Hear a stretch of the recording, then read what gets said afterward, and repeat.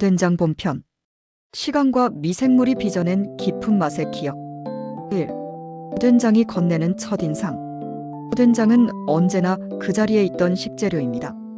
냉장고 속 작은 용기 안에 혹은 마당 한켠 장독대 속에 조용히 자리하며 자신을 드러내기보다 기다리는 쪽을 택해온 존재입니다. 뚜껑을 여는 순간 된장은 강한 첫인상을 남깁니다. 익숙하면서도 낯선 냄새, 고소함과 구수함, 그리고 발효 특유의 깊은 향이 겹겹이 올라옵니다.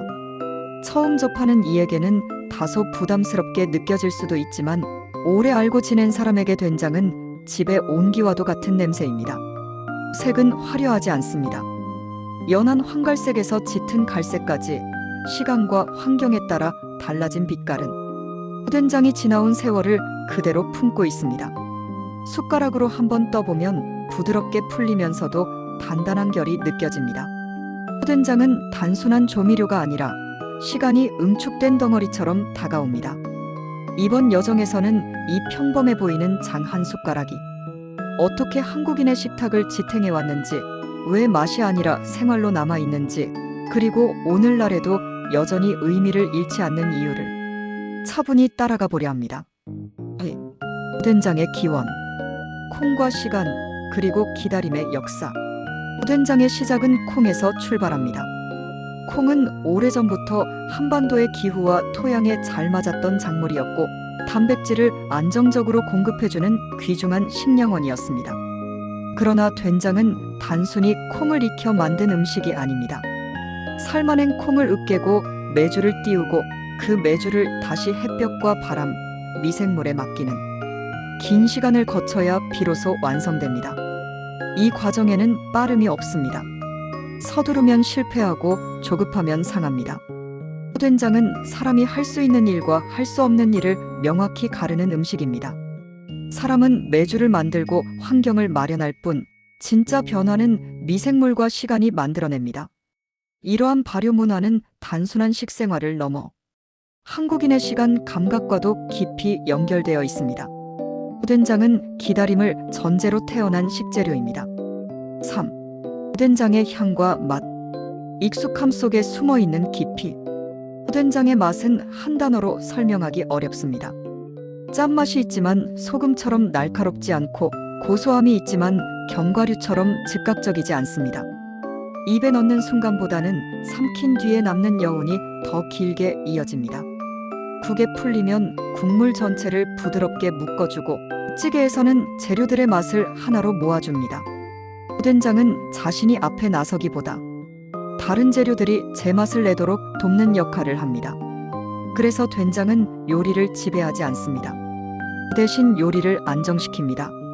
이 점이 된장이 오랜 세월 동안 매일 먹는 음식으로 살아남을 수 있었던 이유입니다. 4. 된장의 구조와 발효. 보이지 않는 세계의 작동. 된장은 눈에 보이지 않는 세계가 만들어낸 결과물입니다.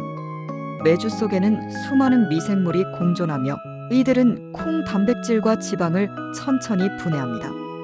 이 과정에서 아미노산, 펩타이드, 유기산이 만들어지고 된장은 단순한 콩 가공품을 넘어 복합적인 맛과 향을 갖춘 발효식품으로 변합니다. 흥미로운 점은 같은 재료로 만들어도 된장의 맛은 집집마다 다르다는 사실입니다. 바람, 햇볕, 습도, 항아리의 상태, 그리고 관리하는 사람의 손길까지 이 모든 요소가 된장의 성격을 결정합니다. 된장은 레시피보다 환경과 관계에 가까운 음식입니다. 5. 지역마다 다른 된장. 땅과 기후가 만든 장의 얼굴. 된장은 하나의 맛으로 정의될 수 없는 식재료입니다. 같은 콩, 같은 소금, 같은 메주를 사용했더라도 어디에서 만들어졌는지에 따라 전혀 다른 얼굴을 보여줍니다. 이는 된장이 단순한 조리품이 아니라 땅과 기후, 생활 방식이 함께 빚어낸 결과물이기 때문입니다. 산간 지역의 된장은 대체로 맛이 깊고 묵직합니다.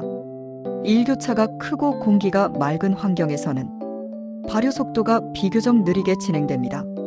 이 과정에서 된장은 천천히 숙성되며 짠맛보다는 감칠맛과 구수함이 중심이 되는 성격을 띱니다. 오래 묵힌 된장을 선호하는 문화도 이와 맞닿아 있습니다. 된장은 국이나 찌개뿐 아니라 그 자체로 밥을 비벼 먹는 음식이 되기도 했습니다. 반면 해안 지역의 된장은 성격이 또렷합니다. 습도가 높고 기온 변화가 완만한 환경에서는 발효가 비교적 활발하게 일어나며 염도가 분명한 된장이 만들어집니다. 짠맛이 도드라지지만 거칠지 않고 해산물과 함께 조리될 때 강한 조화를 이룹니다. 이 지역에서 된장은 생선과 채소의 비린내를 잡아주고 맛의 중심을 잡아주는 역할을 해왔습니다. 평야 지역의 된장은 또 다른 균형을 가집니다. 곡식과 채소가 풍부한 환경에서는 된장이 지나치게 강하지 않도록 조절됩니다. 여러 재료와 함께 쓰이기 위해 된장은 전체를 묶는 역할에 충실해집니다. 된장찌개에 들어가는 채소의 종류가 많은 것도 이러한 식문화의 연장선에 있습니다. 집집마다 된장의 맛이 다른 이유도 여기에 있습니다. 같은 마을 안에서도 장독대의 위치, 햇볕이 드는 시간, 항아리에 숨 쉬는 정도, 그리고 장을 돌보는 사람의 손길에 따라 된장의 성격은 조금씩 달라집니다. 어떤 집의 된장은 부드럽고 둥글며 어떤 집의 된장은 날이 서 있습니다. 어떤 된장은 시간이 지날수록 깊어지고 어떤 된장은 비교적 젊은 상태에서 소비됩니다. 이 모든 차이는 실패가 아니라 각자의 삶이 반영된 결과입니다. 그래서 된장은 표준화되기 어렵습니다. 레시피로만 재현할 수 없고 맛의 정답도 존재하지 않습니다. 된장은 늘 그 자리에 있던 집의 공기와 사람의 생활 리듬을 그대로 품고 있기 때문입니다. 이 점에서 된장은 가장 개인적인 음식이자 가장 지역적인 식재료라고 할 수 있습니다. 한 숟가락의 된장에는 그 땅의 날씨와 계절, 그리고 그 집이 살아온 시간이 고스란히 담겨 있습니다. 6. 현대의 된장. 전통과 일상의 재회. 한동안 된장은 옛날 음식으로 밀려났던 적도 있었습니다. 빠르고 간편한 조미료들이 식탁을 채우며 된장은 번거로운 음식으로 인식되기도 했습니다. 그러나 다시 돌아보면 된장은 가장 현대적인 식재료 중 하나입니다. 강한 가공 없이 자연 발효로 완성되고 적은 양으로도 깊은 맛을 만들어냅니다. 요즘의 식탁에서 된장은 찌개를 넘어 소스, 드레싱, 볶음 요리까지 다양한 형태로 다시 활용되고 있습니다. 전통은 사라진 것이 아니라 형태를 바꾸어 이어지고 있습니다. 7. 된장을 다루는 법. 많은 양보다 올바른 순간. 된장은 많이 넣는다고 맛이 깊어지지 않습니다. 오히려 타이밍과 조화가 중요합니다. 국과 찌개.